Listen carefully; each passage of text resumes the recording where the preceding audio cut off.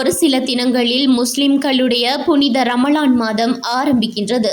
அந்த நேரத்தில் எமது மாவட்டத்தில் உள்ள பொதுமக்கள் அல்லது பாவனையாளர்கள் பொருட்களை கொள்வனவு செய்யும் சந்தையில் போலியான அல்லது கலப்படம் செய்யப்பட்ட அல்லது தரம் குறைந்த அல்லது காலாவதியான பாவனையாளர் பாவனைக்கு உகந்ததற்ற உணவுப் பொருட்களை வியாபார நிலையங்களில் அல்லது சந்தையில் அவதானிக்குமாறும், அவ்வாறு மேலே குறிப்பிட்ட மோசடிகள் இடம்பெறும் போது அம்பாறை மாவட்ட பாவனையாளர் அலுவல்கள் அதிகார சபையினை தொடர்பு கொண்டு உடனடியாக அறிவிக்குமாறு வேண்டிக் கொள்ளப்படுகின்றது.